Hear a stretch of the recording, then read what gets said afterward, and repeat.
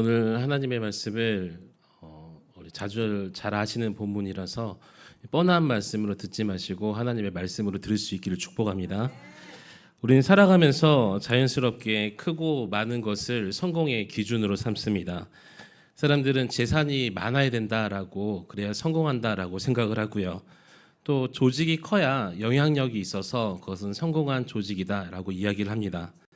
또 세상은 언제나 숫자를 사랑하죠. 얼마나 많이 가지고 있는가, 또 얼마나 큰 조직을 가지고 있는가, 얼마나 많은 재산을 소유하고 있는가, 이것을 우리는 성공의 척도로 살아가고 있습니다. 세상뿐만 아니라 우리도 마찬가지로 이걸 세상의 성공의 척도로 삼고 살아가고 있죠. 이러한 세상의 가치관들이 교회 안에 스며들어왔습니다. 때로는 교회의 영적인 건강함보다 교인의 숫자, 어떤 건물의 규모들, 또 다양한 프로그램 가지고 교회를 평가를 합니다. 교인 스스로도 그런 기준을 가지고 교회를 평가를 해요.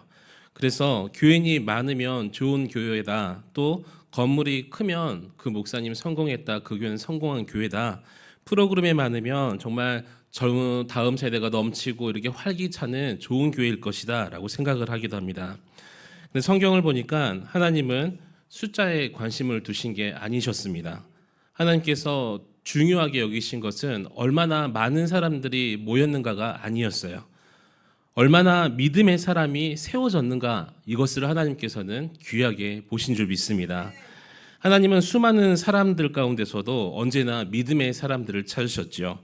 군중을 바라보시는 것이 아니라 그 군중 가운데서 제자를 세우셨고요. 또 많은 사람들을 모으는 것보다 하나님 나라를 위해서 헌신하는 그 한 사람을 우리 주님께서 찾으셨다는 것입니다. 온 세상이 이 우상 숭배에 빠져 있을 때 하나님께서는 아브라함 그 한 사람을 부르셨고요.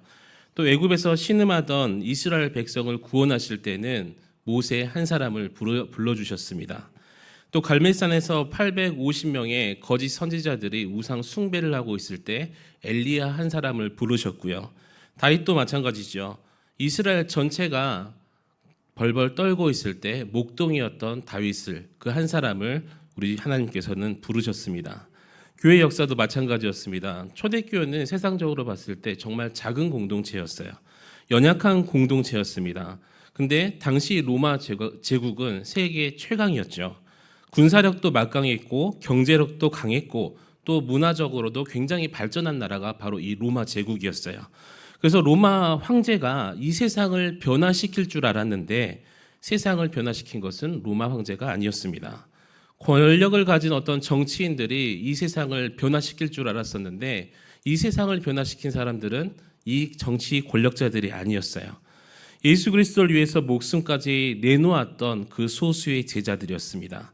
그들은 숫자로 보았을 때 또 규모로 보았을 때 너무나 초라하고 작은 존재들이었지만 하나님께서 그 제자들을 통해서 그 소수의 사람들을 통해서 이 세상을 뒤집어 놓으신 줄 여러분 믿으시기 바랍니다. 오늘 본문도 바로 그런 하나님의 방법을 보여주고 있죠. 예수님 당시에도 예수님을 따라다닌 사람들이 정말 많았습니다. 오병이어의 기적 이후에 정말 수천 명의 사람들이 예수 그리스도를 따라다녔어요. 병을 고치기 위해서 또 고치는 모습을 보기 위해서 많은 사람들이 예수 그리스도와 그 제자들 가운데 몰려들었죠. 예수님의 말씀을 듣기 위해서 찾아왔는데 그런데 예수님은 그 많은 사람들을 보시기도 보셨고 말씀은 전하셨지만 그들을 통하여서 세상에 복음을 전하지는 않으셨습니다. 그 많은 사람들을 세상에 파송하지는 않으셨다는 거예요. 예수님께서는 그 가운데 따로 70명을 세우셨다라고 오늘 본문은 우리에게 말씀하십니다. 예수님께서 많은 무리 가운데 70인을 따로 세우셨어요. 그래서 군중 속에 머물러 있는 군중이 아니라 구경꾼이 아니라 하나님의 응답에, 하나님의 부르심에, 우리 주님의 부르심에 응답하는 제자를 선택하셨다는 것이죠. 수많은 사람들이 예수 그리스도를 따라다녔지만 예수님은 그들 가운데 헌신된 그 사람들을 따로 세우셔서 하나님 나라를 위해 그들을 파송하셨음을 여러분 믿으시기 바랍니다. 우리 주님은 군중보다 제자를 또 관람자보다 헌신하는 그 사명자를 찾고 계신다는 거예요. 사랑하는 성도 여러분, 오늘도 우리 주님께서는 단순히 교회에 출석하는 여러분을 찾고 계시는 게 아니라는 것입니다. 주님은 이 시대를 위해서 하나님 나라를 위해서 따로 세움받을 사람들을 찾고 계신다는 거예요. 세상의 흐름을 따라가는 사람이 아니라 하나님의 뜻을 그것을 분별하고 따라가려고 애쓰는 사람을 하나님께서는 찾고 계십니다. 우리 한강교회가 비록 세상적으로 크고 그렇게 화려한 교회는 아닐지라도 하나님께서 이 시대 또 이 시대를 위해서 따로 세우신 교회, 또 우리 모두가 따로 세움받은 그 사람이 되어서 정말 하나님께 영광 돌릴 수 있는 우리 한강교회 그리고 여러분이 되시기를 우리 주님의 이름으로 간절히 축원합니다. 그렇다면 오늘 본문에서 말씀하시는 따로 세움받은 사람은 어떤 사람일까요? 첫 번째로 따로 세움받은 사람은 주님의 권세를 의지하는 사람입니다. 오늘 본문 1절은 매우 의미 있는 말씀으로 시작을 하죠. 우리 1절 말씀 함께 읽도록 하겠습니다. 시작. 그 후에 주께서 따로 70인을 세우사 친히 가시려는 각 동네와 각 지역으로 둘씩 앞서 보내시며 아멘. 여기서 중요한 단어는 따로라는 단어입니다. 따로. 예수님은 군중 전체를 보내신 것이 아니라 그 가운데서 따로 70인을 구별하셨어요. 구별하여 세우셨습니다. 이것은 하나님께서 사용하시는 방법이죠. 하나님께서 구별하셨다는 거예요.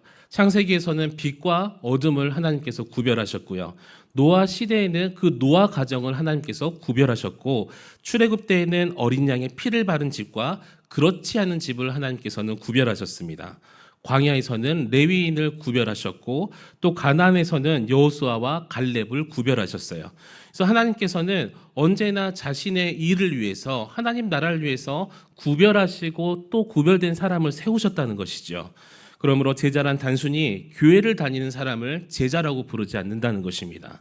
하나님께 따로 세움받은 사람, 직장에서도 따로 세움받은 사람이고 가정에서도 따로 세움받은 사람이며 이 세상 가운데서 하나님께서 사용하시기 위해 부름받은 사람, 이 사람이 바로 따로 세움받은 사람이라는 거예요.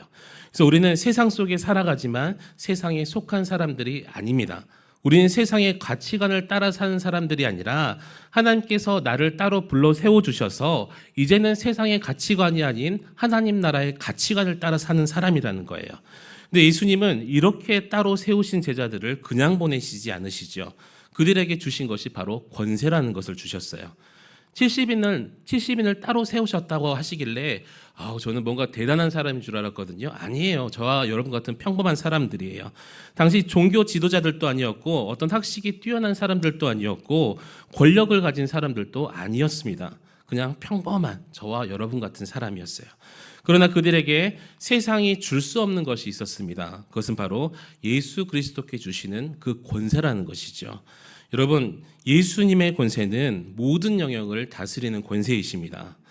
예수님의 권세는 단순히 그때 종교 지도자들이 이렇게 행했던 그 종교 지도자들의 권세가 아니고 예수님은 자연을 다스리시고 귀신을 내쫓으시고 병든 자를 고치시고 또 죄사함을 하시고 죽음을 이기신 권세가 바로 우리 예수 그리스도의 권세라는 거예요.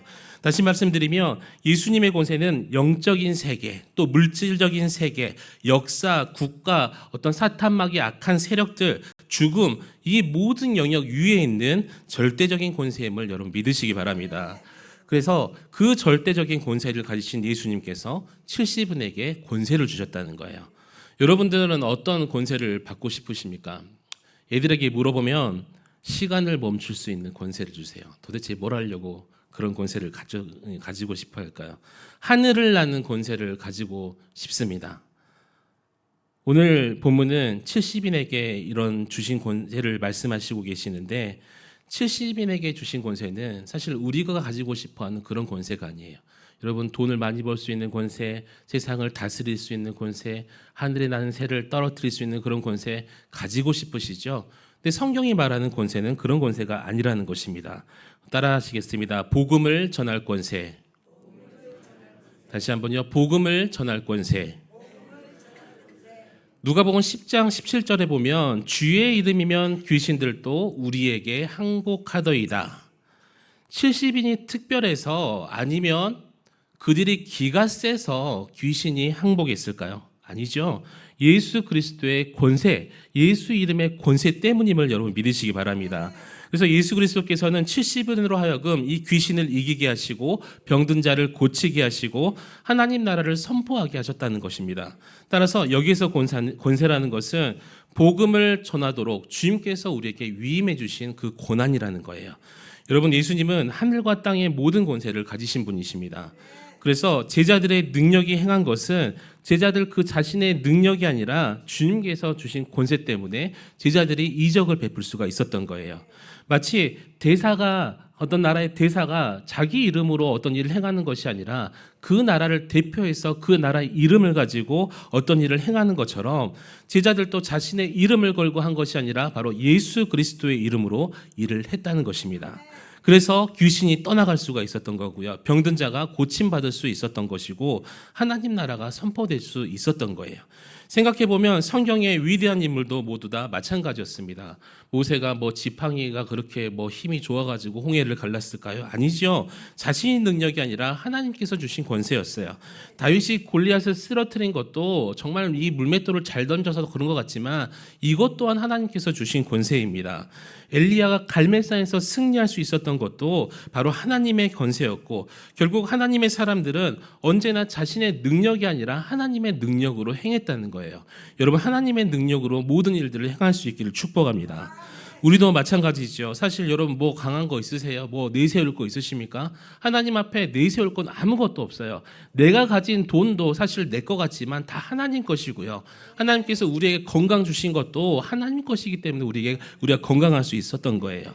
우리는 연약하고 부족하고 세상적으로 내놓을 거 많지 않습니다. 그런데 우리가 기억해야 될 것은 우리의 능력이 아니라 나와 함께 하시는 그 주님의 능력이라는 거예요. 세상은 숫자를 보고 어떤 조건을 보지만 하나님께서는 우리의 믿음만을 보심을 여러분 믿으시기 바랍니다. 그래서 우리가 할 수 있는 거예요.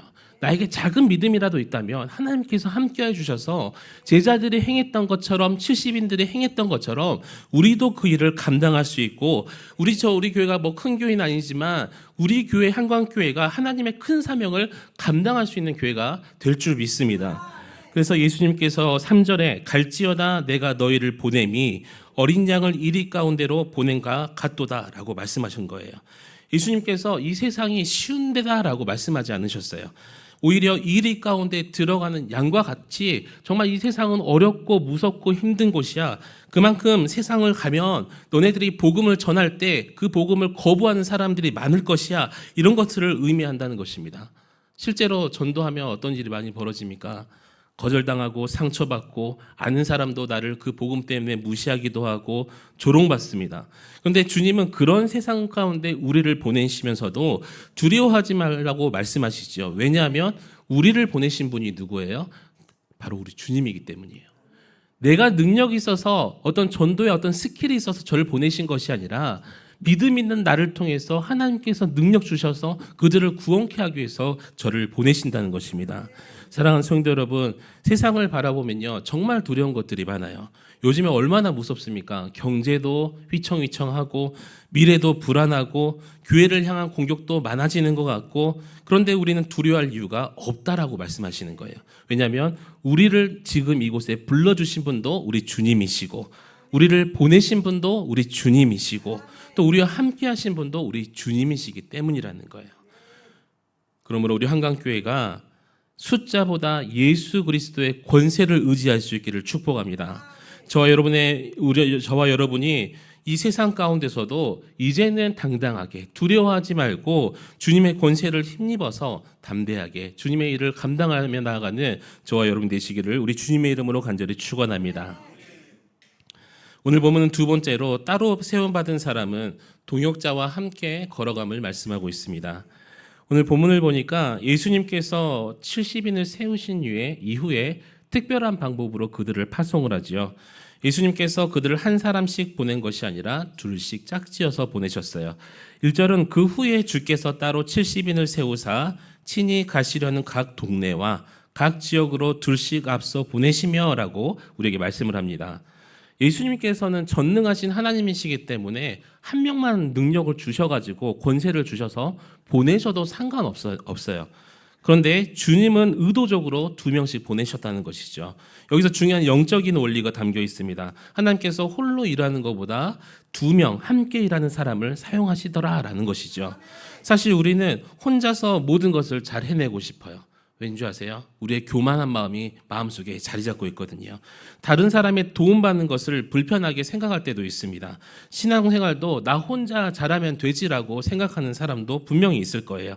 근데 성경은 처음부터 끝까지 어떤 공동체라는 것을 계속해서 강조하고 있어요. 창세기에서 하나님께서 아담을 창조하신 후 뭐라고 말씀하시냐면 사람이 혼자 사는 것이 좋지 아니하다라고 우리에게 말씀해 주셨어요. 하나님은 인간을 서로 도우며 살아갈 수 있는, 서로 사랑하며 살아갈 수 있는 그런 공동체적인 존재로 만드셨습니다. 그래서 우리가 옆 사람을 보면서 한번 웃어볼까요? 서로 의지하고, 그렇죠. 힘들 때 그렇게 서로 사랑하고 또 서로 섬기도록 하나님께서 우리를 불러주시고 창조하셨다는 거예요. 예수님께서도 성경을 보니까 공생의 그 기간 동안에 혼자 사역하신 게 아니었습니다. 12제자를 세우셨고요. 그들과 함께 사역했고 또 사도행전을 보면은 바울 역시 바나바가 있었고 실라가 있었고 또 누구요? 디모데가 있었고 누가도 있었고 사도행전 17장에 보니까 야손이라는 사람도 나오고 하나님은 언제나 사람을 통해서 세우시는 분이라는 것이죠. 그래서 교회는 단순히 예배드리는 장소가 아니라 맞죠? 예배 드리고 또 하나님께서 믿음의 동역자를 만나게 하시는 그런 장소가 바로 이 교회라는 거예요. 생각해보면 사탄이 가장 좋아하는 것은 성도들을 고립시키는 것입니다. 왜요? 성도들을 예배의 자리에서 멀어지게 하고 교회에서 멀어지게 하고 성도들과 교제에서 멀어지게 만들어요. 혼자 있으면 편할 것 같아요. 가정에서도 마찬가지예요. 어떤 사탄마귀의 공격을 하면 그 가정이 무너지기 시작하는데 그 가정 공동체가 빨리 무너져야 내가 편할 것 같아요. 내 자녀가 빨리 떠나버려야, 내 남편이 내 아내가 빨리 떠나버려야 내가 편할 것 같은 마음을 누가 준다고요? 사탄마귀의 악한 영들이 준다는 거예요. 여러분 숯불을 한번 생각해 보시기 바랍니다. 숯불 뜨겁게 타오르는 그 숯도 그 화로 밖에 하나를 딱 꺼내 놓으면 어떤 게 먼저 빨리 꺼질까요? 따로 나온 게 빨리 꺼진다는 거예요. 그런데 다른 숯들과 함께 있으면 오랫동안 뜨겁게 타오르는 것이 바로 이 숯이라는 거예요. 신앙도 마찬가지죠. 함께 기도할 때 우리가 힘이 생기고 내가 기도하지 못할 때 내가 그를 위해서 기도해 줄 때 그가 새 힘을 얻은 줄 여러분 믿으시기 바랍니다. 함께 이렇게 예배할 때 우리가 은혜가 더해지는 것이고 함께 사역할 때 기쁨이 더욱더 커지는 거예요. 우리 좌우 옆 사람에게 함께해서 즐겁습니다. 네, 함께해서 행복합니다. 전도서 4장 9절 말씀해 보니까 두 사람이 한 사람보다 나음은 그들이 수고함으로 좋은 상을 얻을 것임이라 라고 우리에게 말씀하십니다. 그리고 이어서 한 사람이 넘어지면 다른 사람이 일으켜 줄 수 있다라고 말씀도 하시고 있어요. 그래서 신앙생활을 하면 저도 마찬가지고 여러분도 마찬가지로 누구나 넘어질 때가 있어요. 그래서 낙심할 때도 있고 시험에 들 때도 있고 포기하고 싶을 때도 있는데 그때 곁에서 누가 붙들어 주면 그때 나를 위해서 누군가가 기도해 주면 그 힘을 가지고 내가 일어설 수 있었잖아요. 여러분들도 그 힘을 가지고 여기까지 왔지 않습니까? 그래서 하나님께서 우리에게 공동체를 주신 이유가 바로 여기 있습니다. 우리 남자분들은 군대에서 경계 근무 다 서보셨을 텐데 혼자 나가나요? 아니죠. 둘 이상, 2명, 보통 2명을 이렇게 보내는데 두 사람을 보내야 더 안전하기 때문이에요. 한 사람이 놓치는 것을 다른 사람이 볼 수도 있고 또 혼자 밤에 근무 서면 안 무서울 것 같죠? 진짜 무섭습니다. 산꼭대기에서 서 있으려고 하면 심심하기도 하고요. 근데 거기 둘이서 경계 근무 쓰면서 무슨 이야기 한 줄 아십니까? 애인 있냐?부터 시작해가지고 진짜 오만 얘기를 다 하면서 그 힘들었던 24개월 뭐 우리 또 우리 형님들은 뭐 36개월 이렇게 하셨겠지만 24개월의 군 생활을 이겨낼 수 있었던 게 전우라는 우리 옆에 있는 우리 동기들이 있어서 또 선임 후임들이 있어서 가능했다는 것이죠. 영적 전쟁도 마찬가지죠. 우리는 지금 눈에 보이지 않는 영적 전쟁 가운데 살아가고 있어요. 사탄마귀의 공격이 우리가 눈에 보이지 않지만 계속되고 있습니다. 그래서 하나님은 우리를 혼자 두지 아니하시고 그 힘을 그 싸움에서 함께 이겨낼 수 있도록 우리를 영적 공동체 안에 함께 두셨습니다. 특별히 하나님께서는 우리에게 아주 좋은 교회, 한광교회를 허락해 주신 줄 믿습니다. 여러분 우연 같으시죠? 어쩌다 한번 한남동에 살아가지고 한강교회 등록했더니 여기까지 왔습니다. 이런 게 아니라 정말 믿음의 사람들에게는 우연이란 없는 거예요. 하나님께서 인도하신 것입니다. 그리고 하나님께서 인도하신 그 한강교회에서 믿음의 동역자를 만나게 하셨어요. 함께 예비하는 성도들이 있고, 함께 기도하는 우리 권사님들이 있고, 함께 봉사하는 집사님들이 있고, 교사들이 있고, 찬양대가 있고, 또 우리 여러분 요즘에 함께 말씀 나누시는 우리 소그룹도 있지 않습니까? 하나님께서 우리에게 주신 아주 소중한 동역자입니다. 때로 쳐다보니까 부족해 보여요. 연약해 보여요. 싫은 모습이 얼마나 그렇게 많이 보이는지 몰라요. 성격도 다르잖아요. 생각도 달라요. 그런데 하나님은 완벽한 사람을 모아서 공동체를 만들어 주신 것이 아니라 부족한 사람, 또 그 죄인들을 불러서 모아서 이 공동체 하나님의 가족으로 삼아 주셨다는 것이죠. 교회를 오래 섬기다 보면 상처받을 때도 있습니다. 앞으로도 상처받을 수도 있어요. 실망할 때도 있고, 그러나 그렇다고 해서 공동체를 떠나지 말아야 된다는 거예요. 하나님은 혼자 가는 신앙을 원하지 않으시기 때문입니다. 신앙은 마라톤과 같죠. 잠시 달리는 것이, 빨리 달리는 것이 중요한 것이 아니라 끝까지 함께 가는 것, 끝까지 함께 완주하는 것이 중요합니다. 그리고 끝까지 함께 그 완주하기 위해서 함께 달려가는 믿음의 동역자가 반드시 필요할 줄 믿습니다. 한동대학교 초대 총장이었던 김영길 장로님의 좀 유명한 말 가운데 무슨 말이 있냐면 공부에서 남주자라는 말이 있어요. 혹시 처음 들어보셨나요? 저는 감동적이었습니다.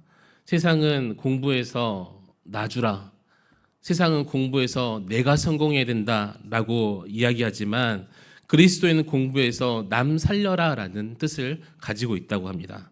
돈을 벌어도 나만 잘 살기 위해서 버는 것이 아니라 다른 사람을 돕기 위해서 벌어라는 거예요. 믿음도 마찬가지죠. 믿음이 좋은 이유는 나만 천국 가기 위해서 나만 믿음이 좋은 것이 아니라 연약한 사람을 붙들고 세우기 위해서 우리에게 큰 믿음을 우리 하나님께서 허락해 주신 줄 믿습니다. 그래서 하나님께서 우리를 축복하신 이유가 우리를 통해서 다른 사람이 복받게 하기 위해서라는 것이죠. 사랑하는 성도 여러분, 우리 한강교회가 함께 서로를 세워주는 그런 복된 교회가 되기를 축복합니다. 서로를 위해서 기도하는 교회가 됐으면 좋겠어요. 서로의 짐을 좀 나누어 질 수 있는 그런 교회가 됐으면 좋겠어요.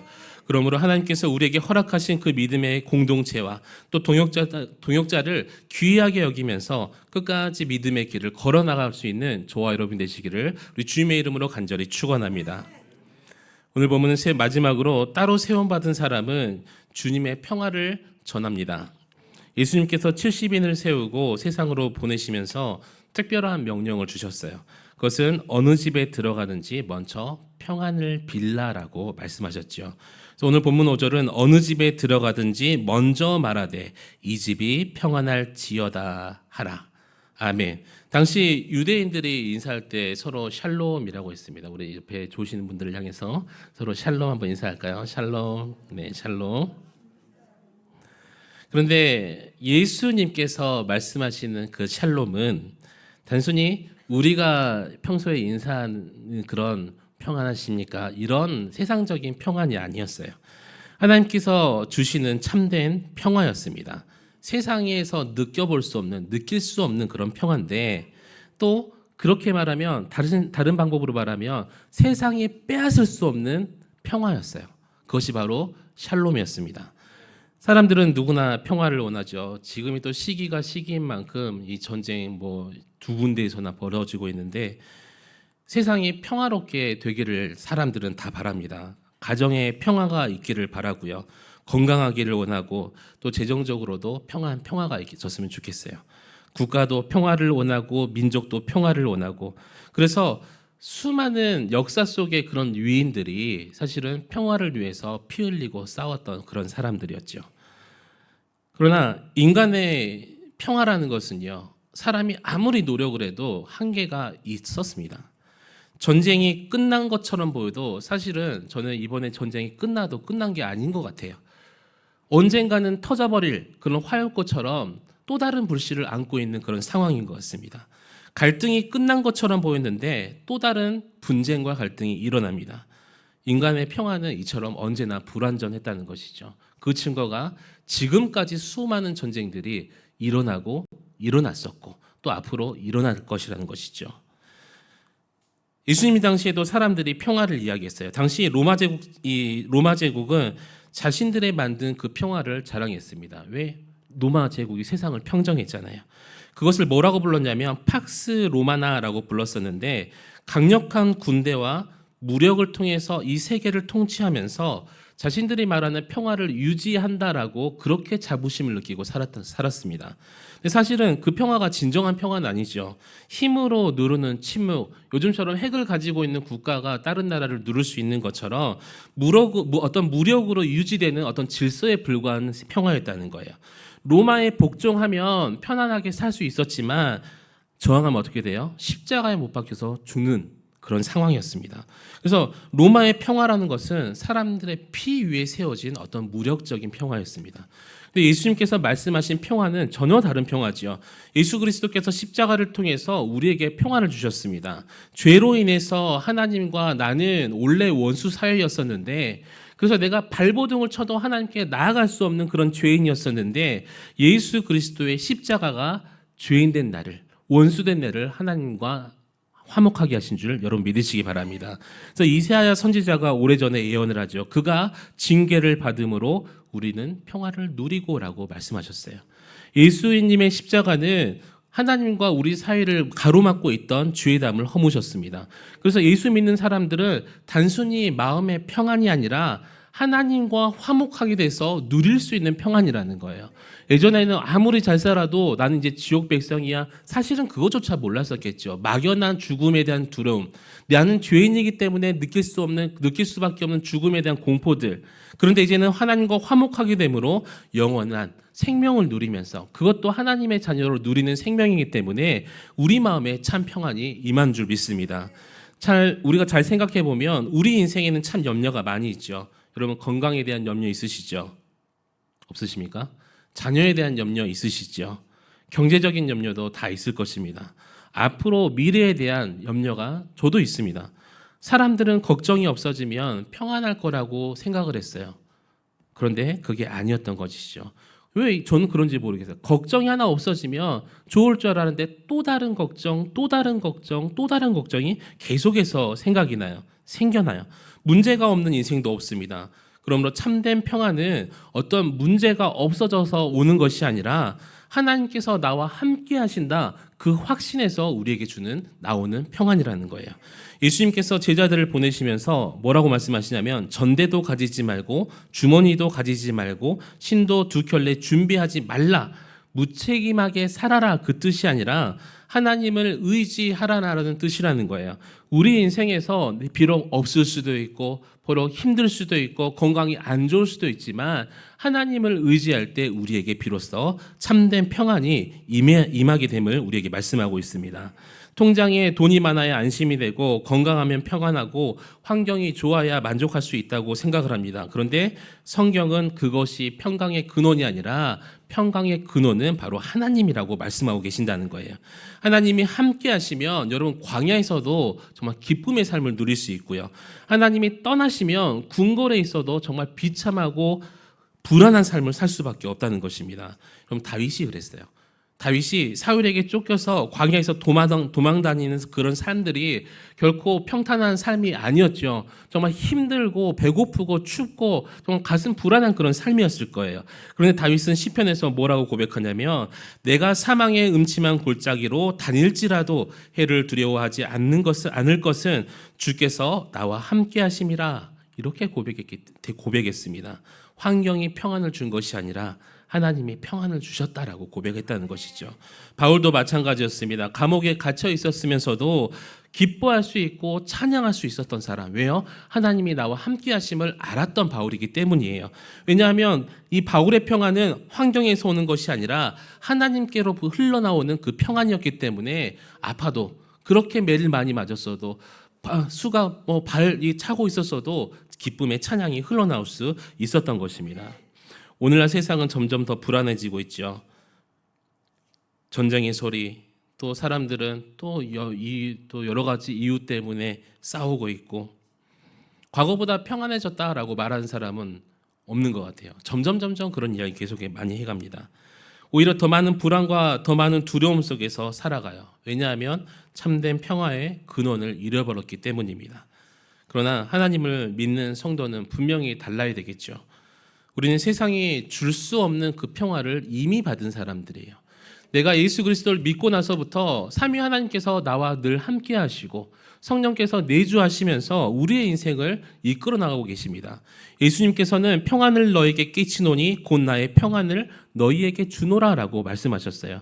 이것이 바로 세상이 주는 평안과 다른 평안입니다. 상황이 좋아서 누리는 평안이 아니라 하나님이 함께 하셔서 누리는 평안입니다. 그러므로 성도는 세상 가운데서 평안을 누리는 뿐 아니라 평안을 전하는 사람이 되어야 될 줄 믿습니다. 예수님께서 그래서 제자들에게 어느 집에 들어가든지 먼저 평안을 선포하라라고 말씀을 하시죠. 그 70인들은 하나님과 함께한 사람들이었어요. 그래서 그 마음에 평안이 있었기 때문에 그 평안을 그대로 전해줄 수가 있었습니다. 단순한 인사가 아니라 복음의 본질입니다. 복음이라는 것은 들어가는 곳곳마다 평화와 회복이 일어나야 된다는 거예요. 내 가정에 복음이 들어가기 시작하면 그 가정은 뭐가 일어나야 돼요? 화목이 일어나야 돼요. 깨져버렸던 그 관계가 회복되고 남편, 아내 때문에 자녀 때문에 받았던 그 상처가 치유되는 역사가 바로 이 복음에 있는 줄 믿습니다. 그래서 미움이 사랑으로 바뀌고 절망이 소망으로 바뀌고 이것이 바로 복음의 능력이라는 것이죠. 그래서 우리는 세상에 분쟁을 만드는 사람이 아니라 화목을 만드는 사람이 되어야 될 줄 믿습니다. 상처를 주는 사람이 아니라 치유하는 사람이 되어야 될 줄 믿습니다. 절망을 전하는 사람이 아니라 복된 소식, 복음을 전하는 사람이 되어야 되겠죠. 사랑하는 성도 여러분, 하나님께서 우리를 따로 세우신 이유는 이 시대에 주님의 평안, 주님의 그 샬롬을 전하기 위해서입니다. 여러분의 있는 그 가정에 하나님의 평화가 넘쳐 흘러나시기를 우리 주님의 이름으로 축복합니다. 여러분의 직장에 여러분이 그 전하는 그 복음, 그 평화로 인해서 정말 그 직장이 복음화 될 수 있기를 축복합니다. 여러분을 만나는 사람마다 정말 예수 그리스도의 사랑을 경험할 수 있기를 축복합니다. 그래서 이 세상의 불안과 염려를 이기고 주님께서 주시는 그 참된 샬롬, 평안을 누리며 그 평안을 전할 수 있는 저와 여러분 되시기를 우리 주님의 이름으로 간절히 축원합니다. 말씀 뵙도록 하겠습니다. 오늘 본문을 묵상하면서 제 마음속에 계속 떠오르는 질문이 하나 있었어요. 예수님께서 왜 그 수많은 무리들을 놔두고 그 70인을 세우셨을까? 주님 곁에 수많은 사람들이 있었어요. 정말 그 70인보다 더 재력이 되는 사람도 분명히 있었을 거예요. 병고침을 받기 위해서 따라온 사람들도 있었고 떡을 얻어먹기 위해서 따라온 사람도 있었고 기적을 구경하기 위해서 따라온 사람들도 있었습니다. 그런데 예수님은 그 많은 무리들을 세상에 보내지 않으셨어요. 주님은 따로 70인을 분명히 세우셨습니다. 왜냐하면 군중이 세상을 바꿀 수 없기 때문이에요. 하나님께 붙들린 그 제자를 통해서 하나님은 세상을 변화시키기 때문입니다. 구경꾼은 역사를 만들지 못하지만 하나님께 붙들린 헌신자들은 이 세상을 바꿀 수 있음을 여러분 믿으시기 바랍니다. 하나님의 역사는 언제나 소수로부터 시작했다는 거예요. 여러분 나라를 위해서 여러분 한 명이 기도하더라도 하나님께서는 큰 변화를 일으켜 주십니다. 노아 한 사람으로부터 또 모세 한 사람으로부터 엘리야 그 한 사람, 다윗 한 사람으로부터 시작이 되었어요. 또 12명의 제자로부터 시작되었습니다. 무엇보다도 우리 예수 그리스도 그 한 분 때문에 우리가 변하게 된 것입니다. 그래서 세상은 늘 숫자를 말하지만 하나님은 사람을 찾으십니다.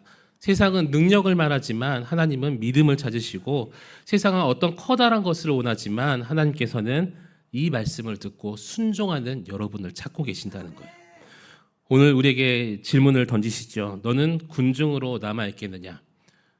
조금 더 현실적으로 말씀드리면 너는 그냥 예배당 나오는 한강교회 교인으로 살 것인가? 아니면 나의 제자로 살아가겠느냐? 너는 군중이냐? 아니면 제자냐? 선뜻 대답이 나오시지 않는 분들도 있을 것입니다. 왜요? 제자 되는 것이 너무 큰 희생을 요구하는 것을 알기 때문이에요. 세상 속에서 믿음을 드러내는 것, 이것까지도 이 두려움이 있는 분이 있기 때문이에요. 또 주님 사명 감당 안 하는 것에 대한 편안함이 우리가 익숙하기 때문이에요. 또 내 부족함을 너무나 크게 보기 때문이고 어떤 분들은 복음의 능력조차도 경험해 보지 못한 분이 있기 때문입니다. 사랑하는 성도 여러분, 예배는 드리지만 세상에서 나가서 아무런 영향력이 없는 그런 군중으로 살아갈 것입니까? 아니면 주님의 권세를 붙들고 믿음으로 동역자들과 함께 주님의 평안과 그 평화를 전하는, 복음을 전하는 사람으로 살아갈 것입니까? 우리는 개개인은 연약하죠. 알고 있어요. 또한 우리 한강교회가 그렇게 사람들이 봤을 때 힘있고 능력 있는 교회가 아닐 수도 있어요. 세상 사람들이 주목하는 교회가 아닐 수도 있습니다. 그러나 저는 하나님께서 우리 한강교회와 또 저와 여러분을 이 시대에 정말 70인으로 세워주시기를 정말 소망하는 거예요. 그래서 우리가 기도할 때 70인으로서 동대문구를 품을 수 있어야 되고요. 여러분의 가정을 70인으로서 품을 수 있는 거야 되고요. 잃어버릴 영혼을 향해서 달려갈 수 있는 70인. 오늘 주님께서 그런 여러분들을 70인으로 세워주실 줄 믿습니다. 오늘 우리가 주님 앞에 섰을 때 저는 제발 안 그랬으면 좋겠어요. 저는 주님 그저 교인으로 살다가 이곳에 왔습니다. 이것보다 저는 우리 주님의 제자로 살았습니다. 정말 주님께서 따로 세운 사람답게 그런 70인으로서 평안과 주님의 복음을 전하고 살았습니다. 주님께서 뭐라고 하셔요? 잘하였다, 착하고 충성된 종아. 칭찬하시는 그날까지 여러분 군중이 아니라, 구경꾼이 아니라, 세상에 휩쓸려서 그냥 흥청망청 사는 사람이 아니라 이 세상을 변화시키는 믿음의 70인이 되시기를 우리 주님의 이름으로 간절히 축원합니다. 우리 함께 기도하실 때 주님, 나의 믿음이 군중이 아니라 우리의 믿음이 제자로 살아갈 수 있는 귀한 믿음을 허락하여 주시옵소서.